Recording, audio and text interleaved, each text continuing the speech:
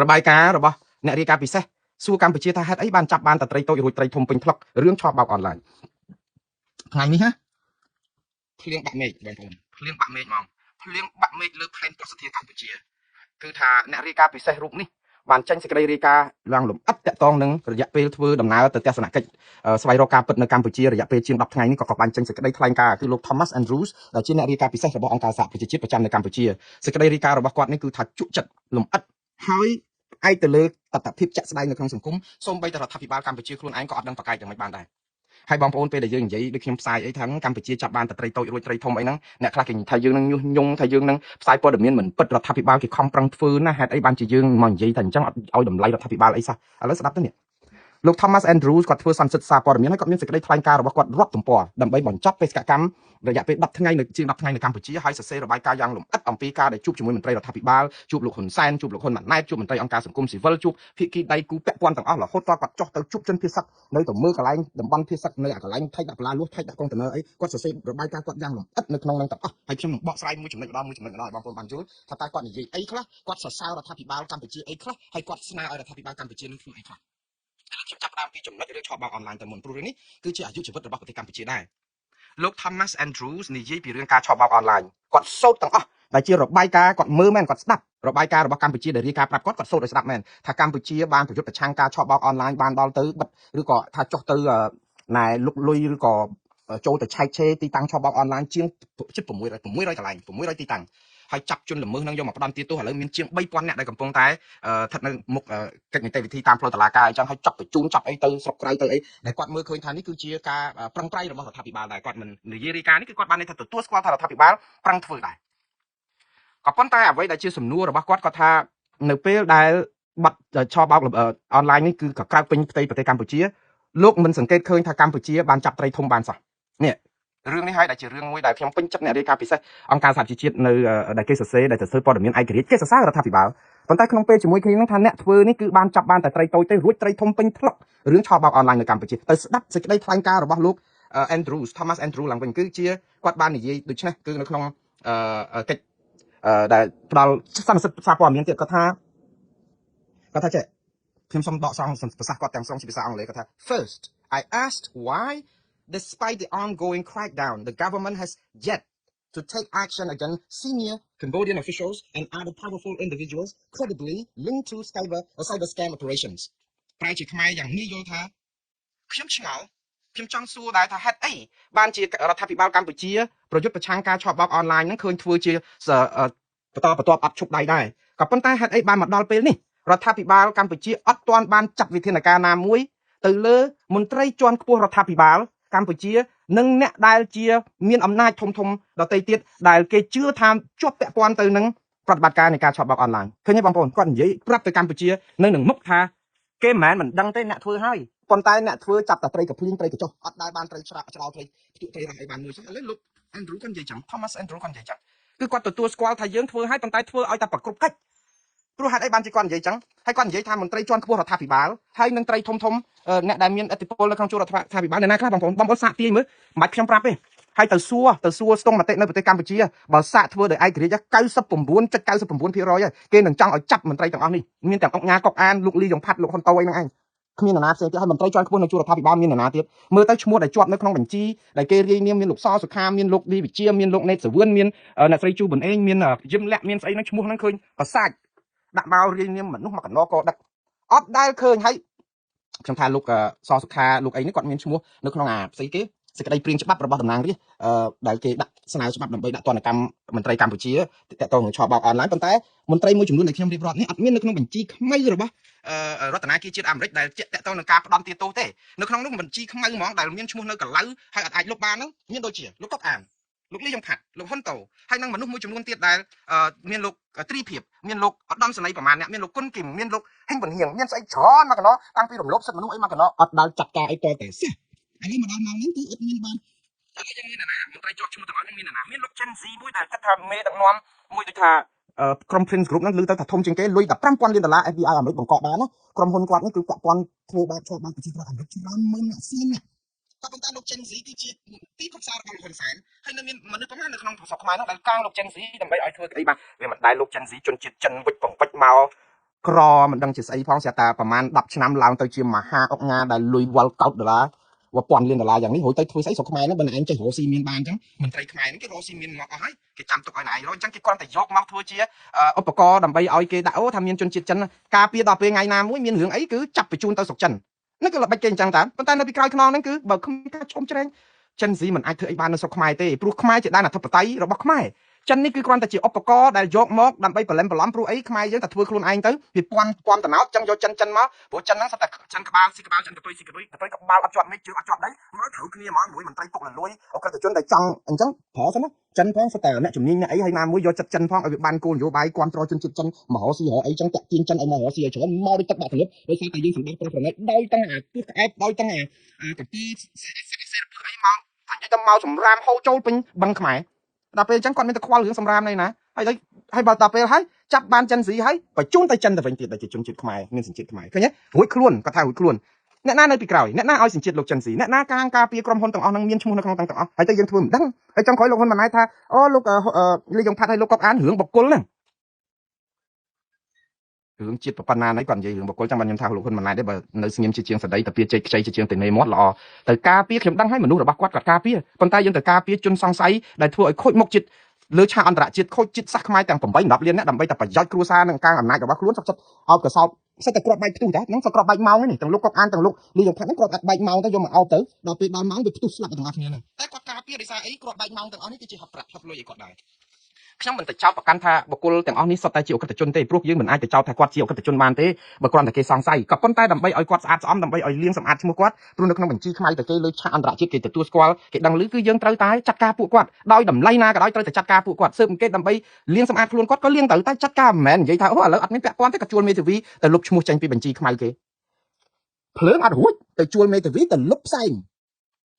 មាននរណាដែលលុបផ្សែងបានបងប្អូនផ្សែងបើភ្លើងវាអត់រលត់ផ្សែងវានៅតែហុយសពងអញ្ចឹងតាទោះតែយើងផលិតភ្លើងក្មេងបៀមដៃក៏គេដឹងរឿងនេះដែរប៉ុន្តែកម្ពុជាគឺអញ្ចឹងឯងគឺយើងធ្វើដល់ឥឡូវឃើញអ្នករាយការណ៍ពិសេសគេសួរថាតើត្រីធំនៅណាហេតុអីក៏មិនចាត់ការនេះម៉ោងនេះនៅពេលដែលលោក Thomas Andrew រាយការណ៍បែបនេះហើយសារបែបនេះទៅរដ្ឋាភិបាលចាំមើលក្រុមអង្គការមហាមន្ត្រីនឹងចែកជើងគ្នាមិនស្រួលម៉ោងនេះនឹងដាក់សាប៊ូដល់ Cyprus ឬក៏រត់ទៅប្រទេសទី3ទី4ឯណាហើយអស់បាត់ទៅហើយទេក៏មិនដឹងដែរព្រោះអីវាពិបាកណាស់គាត់ដឹងថាត្រូវយ៉ាងម៉េចហើយនៅពេលដែលពេលហ្នឹងលោកប្រធាន FBI របស់អាមេរិកនេះ Kash Patel គាត់ចុះទៅស្រុកខ្មែរមិនតែទេ Kash Patel មេ FBI ទៅស្រុកខ្មែរទេមកប្រវត្តិស្រុកខ្មែរតាំងពីអើយមកតាំងពីខ្ញុំធំដឹងក្តីមកអត់ដែលមានមេ FBI ណាកុំថាមេ FBI ត្រឹមតែមន្ត្រីប្រធាននាយកដ្ឋានណាមួយរបស់ FBI នឹងចុះទៅដល់កម្ពុជានោះដូចអត់ដែលមានទេយើងប្រហែលជាគិតថាអូមកពីកម្ពុជាអត់មានប្រព្រឹត្តអក្រិតអីធំមែនបាន FBI អត់ចាប់អារម្មណ៍ចុះទៅធ្លាប់ដែរ FBI គេធ្លាប់បញ្ជូនមន្ត្រីគេចុះទៅស៊ើបអង្កេតតាក់ទងរឿង Ron Epney ប្រហែលជាលោកចាំជនជាតិអាមេរិកដែលគេបោកគ្រាប់បែកសម្រាប់លោកសំរងស៊ីនិងបាតកោនៅមុខព្រឹទ្ធសភាវត្តមុខរដ្ឋសភាវត្តបទុមស្លាប់បាតកោដែលគ្រប់គ្រងគណៈបកប្រឆាំងលោកសំរងស៊ីនឹងអស់16នាក់របួសរាប់សិបអ្នកទៀតយុទ្ធធរអត់ទាន់មានផងព្រោះអីឃាតករដែលស្អីឈ្មោះអាហ្វ្រិកឈ្មោះប្រេស៊ីលប្រេអីណានោះក៏ពើស៊ីបាត់តាំងពីហ្នឹងមកហើយដែលគេគិតថាជាក្រុមនៅក្នុងកងអង្គរៈរបស់លោកហ៊ុនសែនឯណាស្ងាត់បាត់ជើង FBI គេគូរូបគេគូអីចេញមកអាហ្នឹងមានមន្ត្រី FBI ចុះទៅម្ដងតែមិនមែនកម្រិតដល់មេកំពូល FBI ទេឥឡូវ Kash Patel មេកំពូល FBI ចុះទៅជួបលោកហ៊ុនម៉ាណែតមិនមែនទៅយកកម្រងផ្កាភ្ញីទៅសរសើរលោកហ៊ុនម៉ាណែតថាបានដោះស្រាយបញ្ហា scam ទេទៅប្រាប់លោកហ៊ុនម៉ាណែតថាខ្ញុំឃើញហើយអស់លោកកំពុងតែធ្វើក៏ប៉ុន្តែអត់ទាន់ចំរមាស់ទេខ្ញុំមកនេះខ្ញុំមកប្រាប់ថាអស់លោកធ្វើអត់ទាន់ចំរមាស់ទេ FBI នៅសហការព្រោះ FBI ចោទប្រកាន់លោក Gen Z ពីបទឆបោកអនឡាញបង្កក់ទ្រព្យ$15,000 លានអ្នកចាប់ Gen Z បានដកសញ្ជាតិ Gen Z ទៅបញ្ជូនទៅឲ្យចិនឯណាទៅវិញអាមេរិកគេមិនបាច់និយាយទេគេគ្រាន់តែទៅប្រាប់ថាកុំពេកហើយឥឡូវអ្នកចាប់ Gen Z បានបញ្ជូនទៅលីសុងបញ្ជូនទៅអស់អាមេរិកជាអ្នកដែលរកបានភ័ស្តុតាងចោទប្រកាន់អ្នកទាំងអស់នេះអ្នកចាប់បានអ្នកបញ្ជូនទៅចិនហើយអ្នកទាំងអស់នេះមានសញ្ជាតិខ្មែរអ្នកធ្វើយ៉ាងម៉េចដើម្បីផ្កើនការ FBI គេអត់ដឹងគេដឹងតាគាត់ថាជាការទូតគេទៅនឹងដើម្បីរឹតបន្តឹងចំណងតាក់ទងរវាងអាមេរិកនិងកម្ពុជាព្រោះអីលោក Kash Patel បាននិយាយថាការប្រយុទ្ធប្រឆាំងការឆបោកអនឡាញនេះវាទៅតែចាប់ផ្ដើមទេលោកហ៊ុនម៉ាណែតថាបិទបញ្ចប់តាំងពីចុងខែមេសាឆ្នាំ2026ម្លេះប៉ុន្តែលោក Kash Patel មេ FBI ប្រាប់ថាការឆបោកអនឡាញនៅកម្ពុជាដែលកំពុងតែចាត់ការនេះគឺអាមេរិកអត់ឲ្យរួចខ្លួននេះគឺទើបតែចាប់ផ្ដើមទេអញ្ចឹងបានន័យថាម៉េចទើបចាប់ផ្ដើមខ្មែរយើងថាងាប់ទើបចាប់ផ្ដើមហ្នឹងយើងចាប់អស់មកកណោហើយសឹងថាអស់មកប្រទេសហើយអត់ទេទើបចាប់ផ្ដើមហ្នឹងគាត់សម្ដៅថាយើងចាប់បានតែត្រីកញ្ចុះត្រីកភ្លៀងអាមេរិកគេចាត់ការអត់ទាន់បានផ្ដន់ទាទោសលោក Gen Z នៅក្នុងតុលាការអាមេរិកនៅឡើយហើយនៅមានមន្ត្រីច្រើនណាអាមេរិកអត់ទាន់បានផ្ដន់ទាទោសសូម្បីតែមួយនាក់ទើបតែចោទប្រកាន់សិនទេដូច្នេះនៅរេលពេញផ្លុកនៅស្រុកខ្មែរហ្នឹងដែលជាត្រីធំហ្នឹងអត់បានចាត់ការអីសោះរួចទៅយើងគិតថារួចខ្លួនណាមកសហការជាមួយនឹង FBI អត់មាន FBI ទៅឲ្យផ្កាភ្ញីអីយើងទេគឺជាការព្រមានប្រាប់ថាដោះស្រាយទៅព្រោះជាចំណុចចាប់ផ្ដើមហើយ FBI នឹងសហការជួយហើយមិនត្រឹមតែប៉ុណ្ណឹងមុននឹងមេ FBI ចូលទៅស្រុកខ្មែរមានមន្ត្រីទូតអាមេរិក2នាក់យ៉ាងហោចទី1គឺ territory របស់អាមេរិកប្រចាំនៅកម្ពុជាគឺអ្នកស្រី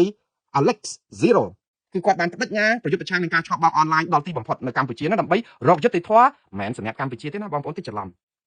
រកយុត្តិធម៌ជូនជនជាតិអាមេរិកដែលរងគ្រោះដោយអំពើឆបោកនៅកម្ពុជាយើងសពថ្ងៃនេះណាយើងមានភ័ព្វវាសនាទេជាខ្មែរភ័ព្វវាសនាមួយនៅក្នុង1លានភ័ព្វវាសនាទេដោយសារតែអាការឆបបោកនៅស្រុកខ្មែរហ្នឹងវាប៉ះពាល់ដល់ជនរងគ្រោះដែលជាអាមេរិកនឹងខ្ញុំនិយាយម្ដងទៀតបើកុំប៉ះពាល់ជនរងគ្រោះនៅអាមេរិកកម្ពុជាជិះសេះលែងដៃមិនដឹងជាសបាយហើយអើប៉ុណ្ណាធ្វើប៉ុណ្ណឹងមួយខ្លួនដែរប៉ុន្តែកម្មអកុសលកម្ពុជាគឺប៉ះជនដែលបោកបានគឺភាគច្រើនជាជនជាតិអាមេរិកដូច្នេះហើយបានជាអាមេរិកដោះស្រាយដើម្បីរកយុត្តិធម៌ជូនជនជាតិគេហើយតែអញ្ចឹងយើងហៅជនជាតិគេតាមពិតខ្ញុំសប្ងាយក៏មានសញ្ជាតិអាមេរិកតែខ្ញុំមិនដែលគិតតែខ្ញុំអាមេរិកសោះខ្ញុំនៅតែគិតថាខ្ញុំខ្មែរទាំងឈាមទាំងពលឹងទាំងវិចារណញ្ញាណទាំងស្អីទាំងអស់តែយ៉ាងណាបងប្អូនតាមទម្លាប់គឺយើងចូលសញ្ជាតិអាមេរិកគឺគេឲ្យយើងបោះបង់ចោលសញ្ជាតិខ្មែរប៉ុន្តែខ្ញុំអត់ទេខ្ញុំចូលសញ្ជាតិអាមេរិកមែនប៉ុន្តែខ្ញុំនៅតែបេះដូងឈាមជ័រខ្ញុំនៅជាខ្មែរ 100% ទេប៉ុន្តែខ្ញុំនៅតែគ្រប់គ្រងគោលនយោបាយសហរដ្ឋអាមេរិកតាក់ទងនឹងខ្ញុំជាសញ្ជាតិអាមេរិកប៉ុន្តែមិនមែនបានន័យថាផ្កាប់មុខគ្រប់គ្រងទេណាធ្វើអត់ត្រូវខ្ញុំរិះគន់មេដឹកនាំគ្រប់តែគ្នាប៉ុន្តែដើម្បីឲ្យតម្លៃក្នុងនាមខ្ញុំជាអ្នកដែលមានសញ្ជាតិអាមេរិកគឺខ្ញុំការពារប្រយោជន៍អាមេរិកដែរដូច្នេះក្នុងនេះគឺអត់មានអីស្ពេចស្ពើទេចិត្តខ្មែរតែគឺថាខ្ញុំ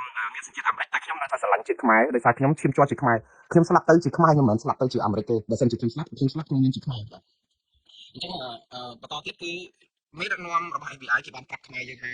ើយអ្នកចាត់ការឲ្យកុំលំកុំស្មានតែគេល្ងងកុំស្មានតែគេមិនដឹងហើយដល់ពេលឥឡូវពេលដែល Alex Zero និយាយអញ្ចឹងឯកអគ្គរដ្ឋទូតទៅអនាគតរបស់អាមេរិកប្រចាំនៅកម្ពុជាលោក Christopher Anderson ដែលថ្ងៃទី16ខែកក្កដាអញ្ចឹងខ្ញុំឲ្យបងប្អូនកាត់ថ្ងៃនឹងទុកថ្ងៃទី16ខែកក្កដាលោក Christopher Anderson ថ្លែងសារចំនួន2ចំណុចដែលយើងទាំងអស់គ្នាជាខ្មែរត្រូវកត់លើជញ្ជាំងក្នុងក្រាំងមាសទុកថ្ងៃណាមួយលោក Christopher Anderson ចូលទៅស្រុកខ្មែរចាំផ្ទៀងផ្ទាត់សួរគាត់ធ្វើដល់ពេលណាហើយបានដល់ប្រហែលទី1នៅមុខសមាជិកគណៈកម្មាធិការព្រឹទ្ធសភាអាមេរិកដែលជាអ្នកដែលផ្ដល់ការទុកចិត្តដើម្បីបោះឆ្នោតឲ្យគាត់បានទៅខ្លាយទៅជាតំណាងទូតអាមេរិកប្រចាំនៅកម្ពុជានោះគឺគាត់បញ្ញាចំនួន2ចំណុចទី1គឺប្រយុទ្ធប្រឆាំងការឆបោកអនឡាញនេះដល់ទីបញ្ចប់ហើយត្រូវរកអ្នកនៅពីក្រោយខ្នងហ្នឹងយកមកផ្ដន់ទាទោសឲ្យខាងតែបាននេះពាក្យនេះដែលធ្វើឲ្យលោក Thomas Andrews នេះដែលជាជនជាតិអាមេរិកហើយជាអតីតតំណាងរាស្ត្រអាមេរិកហើយឥឡូវជាអ្នករាយការណ៍ពិសេសអង្គការសហប្រជាជាតិហើយដោយសារតែសប្តាហ៍ថ្ងៃគឺគាត់ទៅតំណាងអាមេរិកដែរបើថាធ្វើការឲ្យខ្មែរមែនដោយសារតែអាណត្តិរបស់គាត់គឺជាមន្ត្រីអង្គការសហប្រជាជាតិប្រចាំនៅកម្ពុជានិយាយពីរឿងសិទ្ធិមនុស្សក៏ប៉ុន្តែគាត់ជាជនជាតិអាមេរិកឈាមជ័រអាមេរិកហើយប្រជាជនអាមេរិកជាង8សែននាក់រងគ្រោះដោយសារអំពើឆបោកអនឡាញនៅកម្ពុជាដូច្នេះទៅរឿងហ្នឹងហើយឥឡូវយន្តការរដ្ឋាភិបាលអាមេរិកគាត់ដោះស្រាយបញ្ហាសិទ្ធិមនុស្សតើដូច្នេះគាត់ទៅហ្នឹងគឺនិយាយពីរឿងហ្នឹងហើយរំលឹករដ្ឋាភិបាលកម្ពុជាដូច្នេះរឿងនេះគឺវាជាឱកាសមាសសម្រាប់រដ្ឋាភិបាលកម្ពុជាដោះស្រាយបញ្ហាហើយបើសិនជាអត់ទេគឺទៅហើយចប់ហើយអង់គ្លេសគេហៅថា the end សំទោសអង់គ្លេសគេប្រើពាក្យថា the beginning of an end នេះបានន័យថាជាចំណុចចាប់ផ្ដើមនៃទីបញ្ចប់បានន័យថាទីបញ្ចប់ជួនកាលវាអត់ដឹងចប់នៅពេលណាប៉ុន្តែឥឡូវវាមានចំណុចចាប់ផ្ដើមមួយគឺចាប់ផ្ដើមនៃទីបញ្ចប់ដោយរទេះភ្លើងអញ្ចឹងបងប្អូននៅពេលដែលវាបើកលបឿនលឿនមែនតើគឺយើងអត់មានទីបញ្ចប់ទេចុះទៅអញ្ចឹងទៅ100គីឡូក្នុង1ម៉ោងក៏ប៉ុន្តែនៅពេលដែលចាប់ផ្ដើមបន្ថយលបឿនហើយចាប់ផ្ដើមលឺសូរខ្យល់ថយមកបានន័យចិត្តដល់រ៉ារទេភ្លើងអាចចំណុចដែលបន្ថយលបឿនហ្នឹងឯងគឺបើសិនជាត្រូវធ្លាក់ជ្រោះគឺបានន័យថាជាចំណុចចាប់ផ្ដើមនៃការធ្លាក់ជ្រោះហើយព្រោះបើកទៅហ្នឹងគឺទម្លាក់មកដឹងតែខ្លួននេះទៅសឹកហើយក្នុងនេះគឺវាមានរឿងពីរខ្ញុំនិយាយថាចំណុចចាប់ផ្ដើមនៃទីបញ្ចប់អាចចំណុចចាប់ផ្ដើមនៃទីបញ្ចប់នៃរបៀបដឹកនាំផ្ដាច់ការពុករលួយរំលោភសិទ្ធិមនុស្សរំលោភប្រជាធិបតេយ្យបែបបកពួកគ្រួសារនិយមនៅកម្ពុជាហ្នឹងក៏ថាបានដែរដោយសារអីអត់មានជំរឿនអីដែលត្រូវដោះស្រាយទេព្រោះនេះជាទីបញ្ចប់នៃរបៀបដឹកនាំរដ្ឋបែបនេះក៏ប៉ុន្តែក៏ជាចំណុចចាប់ផ្ដើមនៃក្តីសង្ឃឹមរបស់ប្រជាពលរដ្ឋខ្មែរទាំង18លាននាក់ដែរសេចក្តីសង្ឃឹមមួយដែលរងចាំឲ្យមានឱកាសនេះព្រោះអ្នកដឹកនាំផ្ដាច់ការគេអត់ដែលដោះស្រាយបញ្ហាទេគឺគេនៅទប់រហូតតទៅទប់បានហើយធ្វើនយោបាយប្រជាពិធបោកប្រជាពលរដ្ឋក៏ប៉ុន្តែដល់ដំណាក់កាលចុងក្រោយក៏គាត់ទប់អត់បានដែរដូចភ្នំព្រះសម័យមកសង្កត់គឺវាទៅហើយដូច្នេះវាអាចជាចំណុចចាប់ផ្ដើមនៃការរលំរលាយនៃរបៀបដឹកនាំរដ្ឋបែបនេះក៏ប៉ុន្តែក៏វាជាចំណុចចាប់ផ្ដើមនៃចំណុចវិជ្ជមានសេចក្តីសង្ឃឹមឲ្យប្រជាពលរដ្ឋនៅទូទាំងប្រទេសដែរថាមានអន្តរជាតិបើក៏មានអន្តរជាតិព្រោះក្រដងលោកហ៊ុនសែនអត់ដែលខ្វល់អន្តរជាតិទេអញ្ចឹងចាំបងប្អូនលោកហ៊ុនសែនធ្វើឲ្យប្រជាពលរដ្ឋខ្មែរអ្នកតស៊ូមតិប្រជាធិបតេយ្យបាក់ស្មារតីបាក់ស្បាត់ច្រើនលើកច្រើនគ្រាដោយសារគាត់យកអាវិធីនយោបាយប្រជាពិធមួយគឺស្អំចិត្តប្រជាពលរដ្ឋមួយថាកម្ពុជាអត់ដួលទេ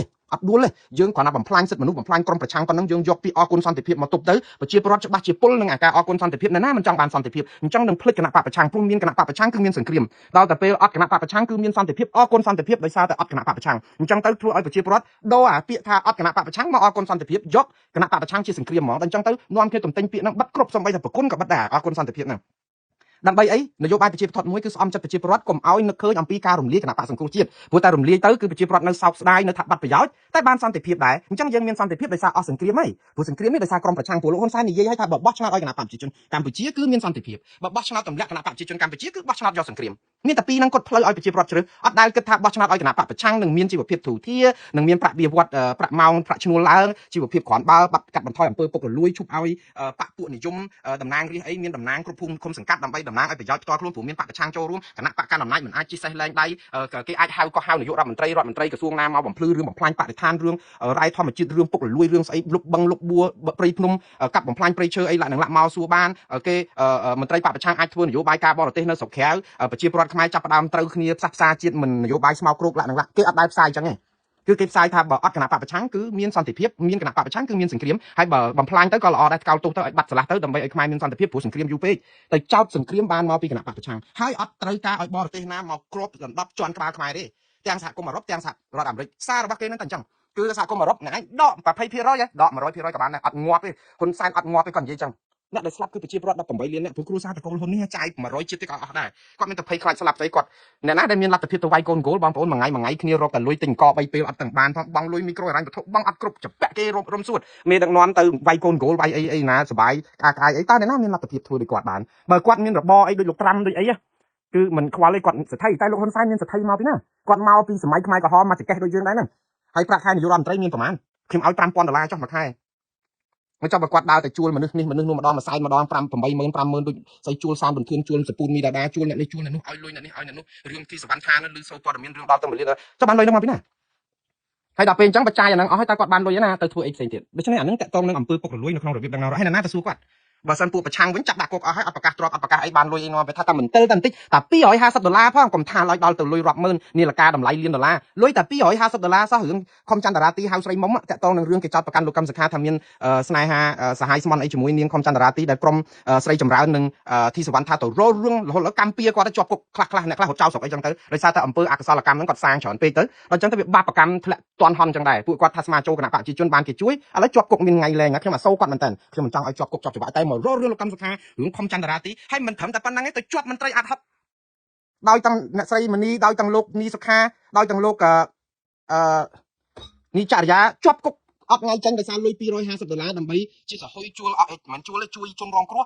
ដើម្បីមកធ្វើសក្ខីកម្មតាក់ទងនឹងរឿងលោកកឹមសុខាហ្នឹងនាងខំចន្ទរាទីហៅស្រីមុំហ្នឹង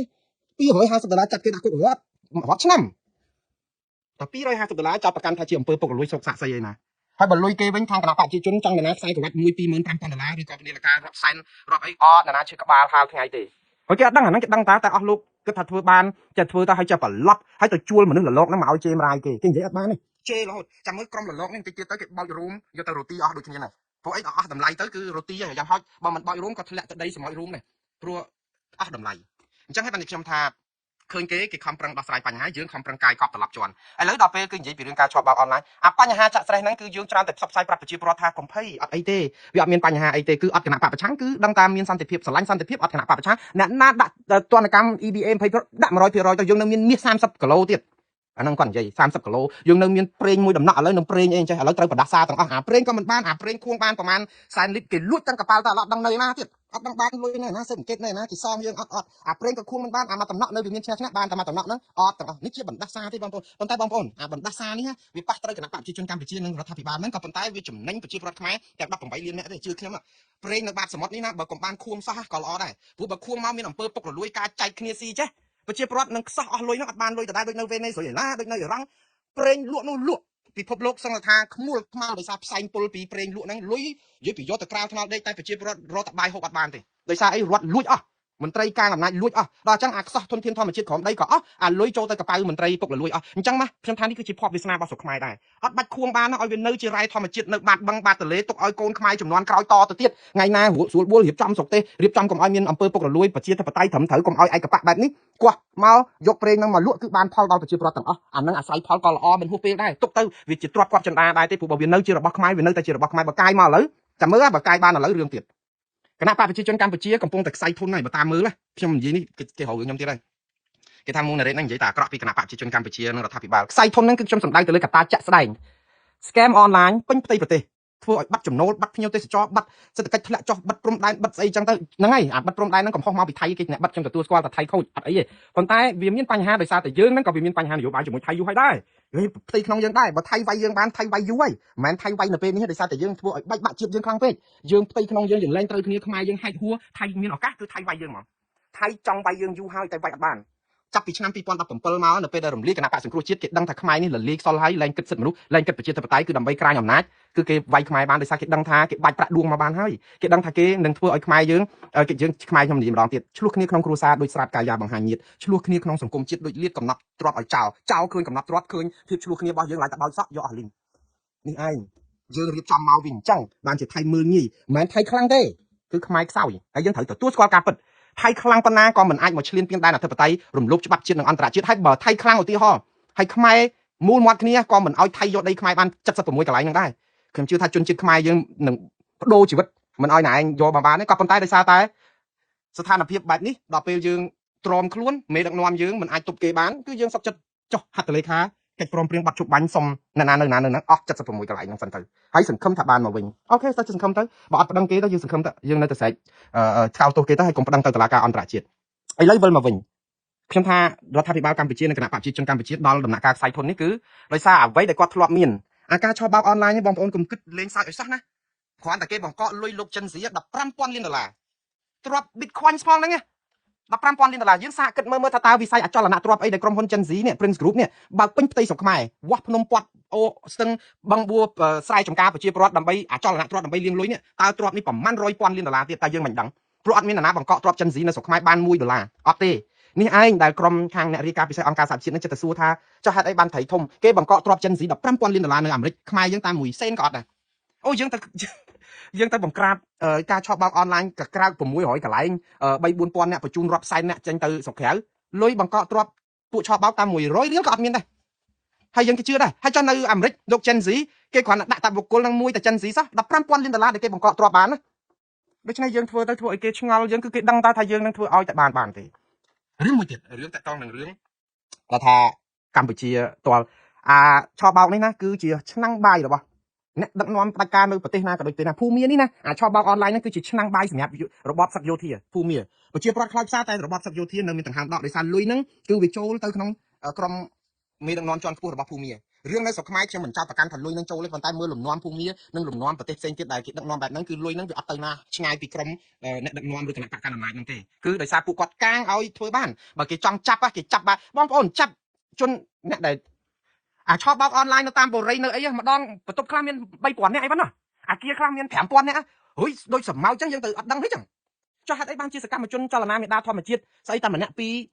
រឬក៏អ្នកណាមាន comment អី on Facebook ទៅចាប់គេកាហែងណាដេញគេទៅដល់ថៃទៅចាប់មកបានទៀតប៉ុន្តែអានៅមុខនឹងអីហ្នឹងយើងមើលអត់ឃើញដូច្នេះយើងឃើញអំពីចំណាត់ការស្តង់ដាររបស់យើងហ្នឹងគឺថាវាចម្លែកតែវាអកុសលអានេះជាកម្មពៀដែលយើងសាងមកដល់ពេលវាដល់ដំណាក់កាលចុងក្រោយដែរនិយាយទៅគឺវាអកុសលដែរចំពោះគណៈបព្វជិជនកម្ពុជានិងរដ្ឋាភិបាលគ្នាក៏បាក់មុខណាព្រោះខំប្រឹងណាឲ្យខាងឃោសនិកហ្នឹងមកអួតអំពីសមិទ្ធិហ្នឹងគឺថាអូហេដ្ឋារចនាសម្ព័ន្ធផ្លូវថ្នល់រូបវ័ន្តទឹកភ្លើងអីធ្វើដំណើរអីពីនេះទៅនោះអីឥឡូវលឿនអីចឹងក្រចេះភ្នំពេញវិលវិញមិនឆ្ងាយអីអញ្ចឹងទៅក៏ប៉ុន្តែឥឡូវព្រែកឯងនៅឆ្ងាយដាច់អាឡ័យហើយព្រោះមានផ្លូវល្អមែនក៏ប៉ុន្តែវាឆ្ងាយវាពិបាកវាមិនដឹងធ្វើដំណើរមិនអត់លុយចាក់សាំងវាអត់លុយគ្រប់គងជីវភាពផ្លូវហ្នឹងគឺកាន់តែឆ្ងាយទៅវិញអាផ្លូវដែលគួរតែចិត្តហ្នឹងដោយសារវាបញ្ហាចាក់ស្រេះអញ្ចឹងម្ដងទៀតគឺយើងនិយាយទៅគឺគាត់មានបញ្ហាដូច្នេះហើយគាត់ទៅអួតដំបូងហ្នឹងគាត់ថាមានទ្រព្យមានអីអញ្ចឹងដើម្បីទប់កុំឲ្យប្រជាពលរដ្ឋបាក់ទឹកចិត្តហើយចាប់ផ្ដើមបំផ្លាញគណៈបកប្រឆាំងគិតថាអត់គណៈបកប្រឆាំងមានសន្តិភាពហើយនឹងសហគមន៍អន្តរជាតិកោតទោសអីក៏មិនស្ដាប់ដែរដាក់20%ដាក់100ក៏បានដែរតែដល់ឥឡូវអាមេរិក GSP FBI រឿង scam រឿងអីឥឡូវបាក់ទំនប់ចាប់ផ្ដើមទាល់ច្រកតាមពិតអ្នកដែលបានផលសប្ងៃនេះគឺប្រជាពលរដ្ឋកម្ពុជាតែ18លានអ្នកទេដោយបានអាមេរិកជួយហ្នឹងគឺវាទៅហើយគណៈបព្វជិជនកម្ពុជាគាត់បាត់ធនធានបាត់អាប្រភពលុយបាត់អីហ្នឹងមិនអស់ទេគាត់នៅតែលុយច្រើនណាស់អុកញ៉ាំហាមន្ត្រីមកកណោដែលជួយលុយបាក់ជួយអីហ្នឹងនៅតែបន្តយូរទៅវាខ្សោះទៅតែប៉ុណ្្នឹងឯងបើគាត់កែអាចមានភាពល្អប្រសើរទៅវិញតែបើអត់កែទេគឺទៅហើយជាទីបញ្ចប់ហើយគឺចំណុចចាប់ដើមនៃទីបញ្ចប់ខ្ញុំលើកទឹកចិត្តឲ្យគណៈបព្វជិជនកម្ពុជាកែទៅហើយខ្ញុំនឹងសារតអត់អីទេកែទៅព្រោះបានល្អទាំងអស់គ្នាទេអញ្ចឹងឥឡូវខ្ញុំស្លេះពីរឿងលោកAndrew ដែលគាត់ឆ្ងល់រឿងអត់បានត្រីធំឥឡូវចាំមើលក្រោយហ្នឹងតែគេចាត់ត្រីធំណាស់ទេហើយតើត្រីធំហ្នឹងគាត់ទៅរត់ពួននៅក្នុងរុនផុកនៅកន្លែងណាទៀតយើងក៏ចាំមើលដែរហើយអត់ចាំបាច់ទៅរកអីគឺគេឲ្យឈ្មោះអស់ហើយនៅតែអស់លោកចាត់ការទេបន្តទៀតលោក Thomas ជំរុញឲ្យមានដឹកនាំកម្ពុជាអនុវត្តច្បាប់អន្តរជាតិដើម្បីបញ្ហារំលោភសិទ្ធិមនុស្សកម្ពុជានិងប្រជាធិបតេយ្យនៅកម្ពុជាដែរសារនេះគឺជាសារចាក់ដោតរដ្ឋាភិបាលកម្ពុជាមែនតើព្រោះហេតុអីបានជាចាក់ដោតខ្ញុំសរសើរលោក Thomas Andrew នៅក្នុងការគាត់ចេះសរសេរ clear នៅក្នុង clear នេះគាត់សរសេរចេះគាត់បានជួបលោកហ៊ុនសែនដែលជាប្រធានព្រឹទ្ធសភាដែលនិយាយបដិញ្ញាចិត្តរបស់កម្ពុជាក្នុងការដោះស្រាយបញ្ហាព្រំដែនកម្ពុជាថៃដោយប្រើយន្តការច្បាប់អន្តរជាតិលោកប្រាប់ថាលោកហ៊ុនសែនពិតជាបានប្រាប់គាត់អញ្ចឹងមែនហើយលោកប្រាប់ថាលោកយល់ស្រប លោកយល់ស្របនៅក្នុងការរកដំណោះស្រាយដោយសន្តិវិធីប្រើច្បាប់អន្តរជាតិព្រោះនេះគឺជាចំនួនអន្តរជាតិលោកគាំទ្រប្រសាសន៍របស់លោកហ៊ុនសែនលោកលើកនិយាយក្នុងវេទិកាធ្វើសន្និសីទសារព័ត៌មានក៏ប៉ុន្តែលោកថាខ្ញុំដកស្រង់ពាក្យគាត់តែម្ដងហើយខ្ញុំសរសើរការប្រើពាក្យពេចន៍របស់គាត់មែនតើគាត់សរសេរចេះ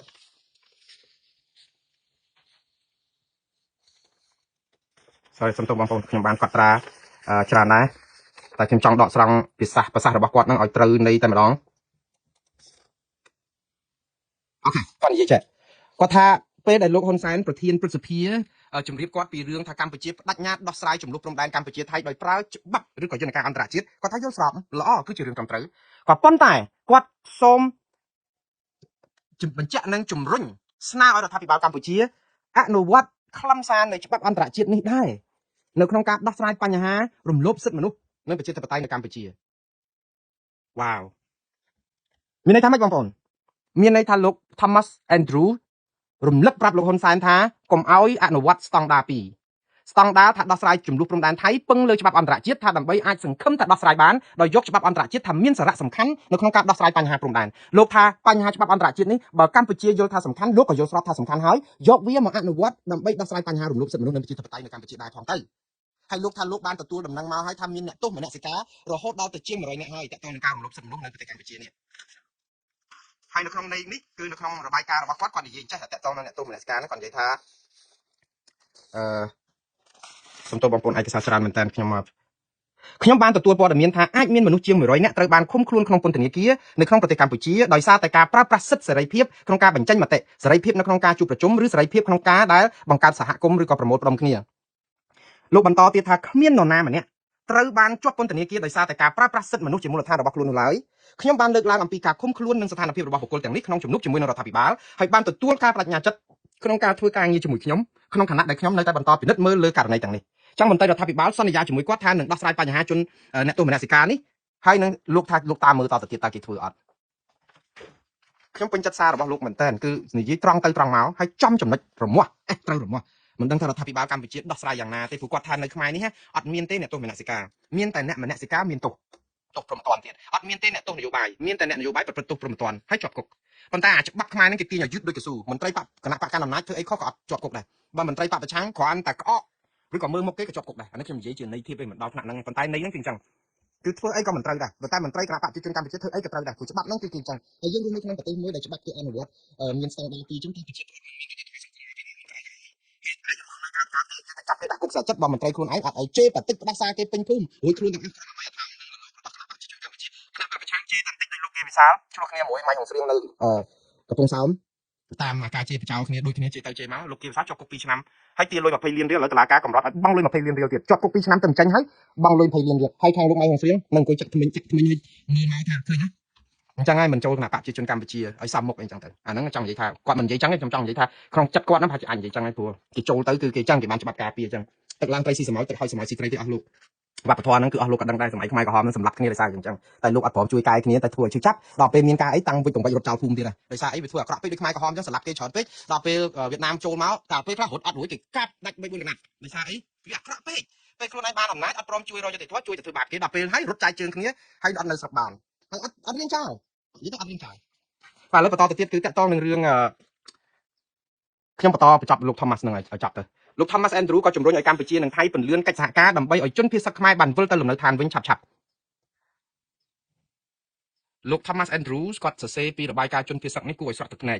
គឺគាត់បាននិយាយអំពីការរំលោភបំពានសិទ្ធិសេរីភាពប្រជាពលរដ្ឋតកតងនឹងសិទ្ធិនៅក្នុងការទទួលបានការអប់រំទទួលបានលំនៅឋានទទួលបានសេវាសុខាភិបាលអីចឹងក៏លោកបានថាប្រជាពលរដ្ឋដែលនៅជនភៀសសឹកដែលអាចវិលទៅលំនៅឋានបានវិញមកដល់ពេលនេះគឺនៅសល់ប្រហែល20000នាក់ទៀតហើយដោយសារតែចំនួនព្រំដែនខ្មែរថៃហ្នឹងហើយគាត់និយាយថាគាត់ខ្លោចផ្សារណាជនជាតិខ្មែរយើងដែលជាជនភៀសសឹកហ្នឹងគឺទី1បញ្ហាអប់រំក៏គាត់មានការលំបាកបញ្ហាថែទាំសុខភាពនិងសេវាផ្សេងទៀតគឺបាត់បង់អស់តែម្ដង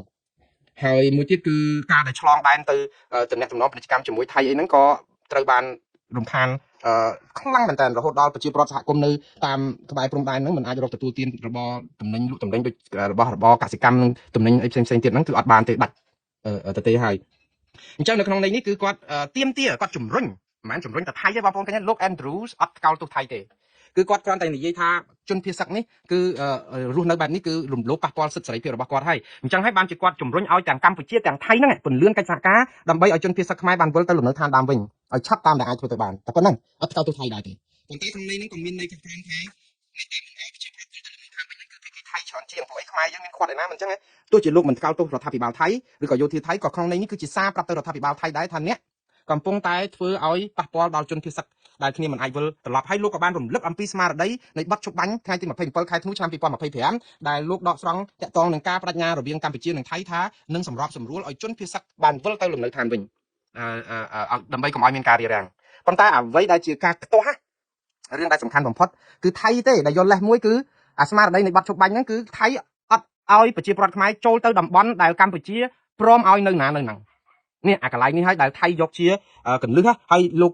Thomas Andrew ក៏គាត់ជំរុញឲ្យខ្មែរនិងថៃគោរពតាមបទជប់បាញ់ហ្នឹងទៅហើយចាប់ផ្ដើមសម្រួលដោះស្រាយបញ្ហាព្រំដែនហ្នឹងឲ្យបានឆាប់ទៅដើម្បីឲ្យជនភៀសសឹកវិលទៅលំនៅឋានវិញក៏ប៉ុន្តែនៅក្នុងហ្នឹងអ្វីដែលលោក Thomas Andrew អត់បានច្បាច់លើកហ្នឹងគឺតាក់ទងនឹងបទជប់បាញ់ហ្នឹងគឺកម្ពុជាព្រមឲ្យថៃនៅណានៅហ្នឹងអ្នកនៅពេលដែលថៃនៅណានៅហ្នឹងគឺថៃចាត់ទុកថាតំបន់ដែលគេគ្រប់គ្រងបានគឺគេមិនឲ្យប្រជាពលរដ្ឋស៊ីវិលចូលដោយសារតែគេគិតថាប៉ះពាល់ដល់សុខសុវត្ថិភាពទាហានគេដែលកំពុងឈរជើងព្រោះបើឲ្យជនស៊ីវិលចូលទៅអាតំបន់គេនៅណានៅហ្នឹងចុះអ្នកបន្លំទៅបាញ់ទៅបោកក្របបែកអីទៅស្លាប់ដល់